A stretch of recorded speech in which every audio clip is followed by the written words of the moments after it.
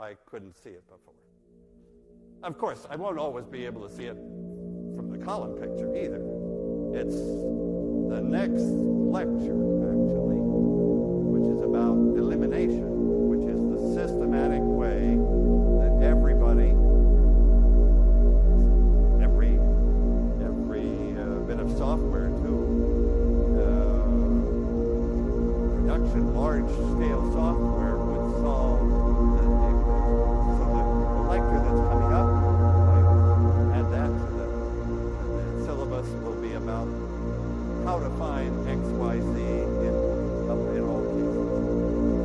And I just think again, though, about the big picture. By the big picture, I mean, let's keep this same matrix on the left, but imagine that we have a different right-hand side. Oh, let me take a different right-hand side. So I'll change that right-hand side to something that actually is also pretty special. Let me change it to, suppose if I add those first two columns, that would give me a 1 and a 1 and a -3. There's a very special right-hand side. I just looked it up by adding this one to this one. Now, what's the solution with this new right-hand side? The solution with this new right-hand side is clear. Now I took one of these, and none of them. So actually, this changed around this when I took this new right-hand side. So that in the road picture, I have three different planes. Three new planes meeting now at this point. In the column picture, I have the same three columns, but now I'm combining them to produce this guy. And it turned out that column 1 plus column 2 and 3, except for there is the right column. One of this and one of this will give me the new beat. Okay, so that's like squeezed in an extra example. But now think about all beats, all right-hand sides. Can I solve these equations for every right-hand side? Can I say that? That's that question. So that's the algebra question. Can I solve AX equal B for every B?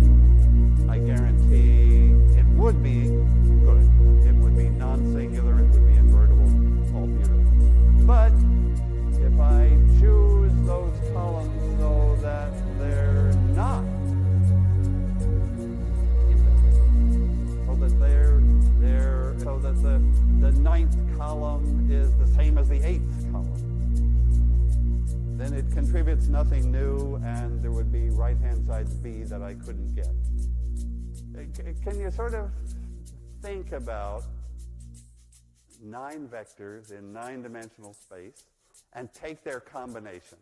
That's really the central thought that you get kind of used to in linear algebra, even though you can't really visualize it. You sort of think you can after a while. Those 9 columns and all their combinations may very well fill out the whole 9-dimensional space. But if the 9th column happened to be the same as the 8th column and gave nothing new, then probably what it would fill out would be, I hesitate even to say this, it would be a sort of plane, an 8-dimensional plane inside 9-dimensional space. And it's those 8-dimensional planes inside 9-dimensional space that we have to work with eventually. For now, let's stay with the nice case where the matrices work. We can get every right-hand side B, and here we see how to do it with columns. Okay, there was one step that which I realized I was saying in words that I now want to write in letters, because I'm coming back to the matrix form of the equation, so let me write it here.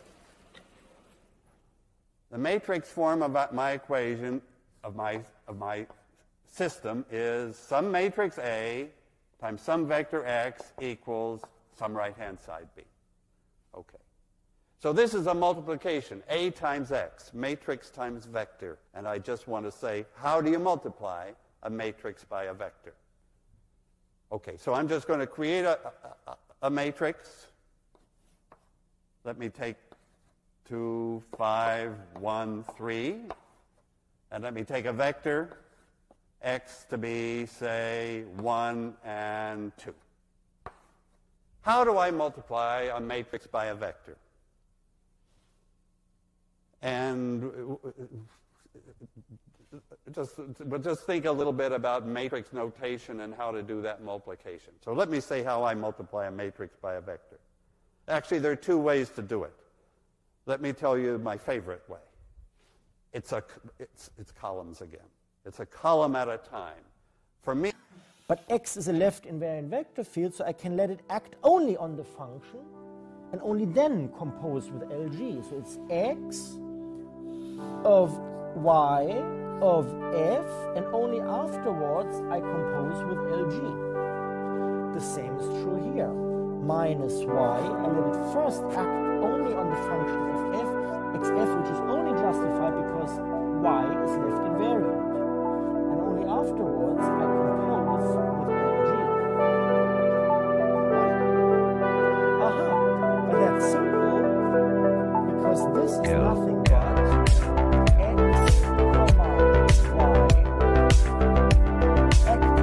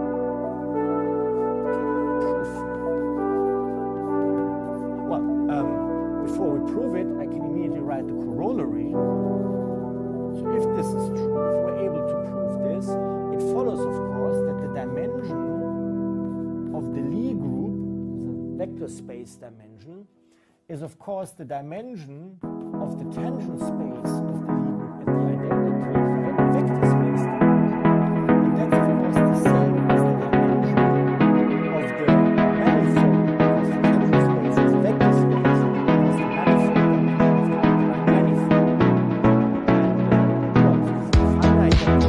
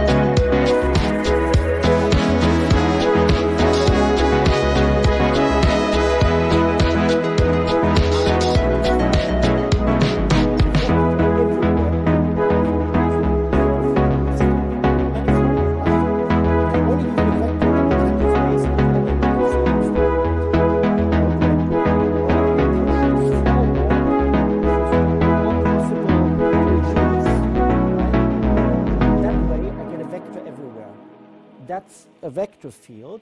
Now, what I have to show, well, this is a vector field.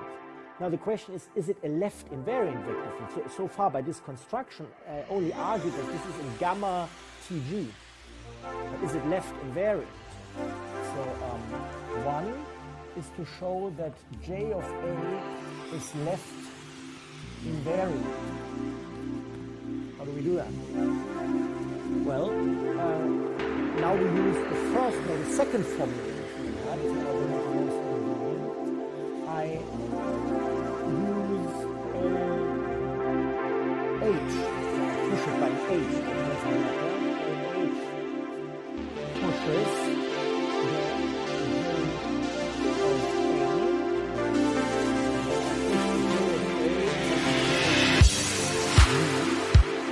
and I want to show that that is the zero at position H. How do I do this? Well, I plug in what now this guy itself, is the push forward and push forward of a given H. Now, this equals, and then I will show the second separately.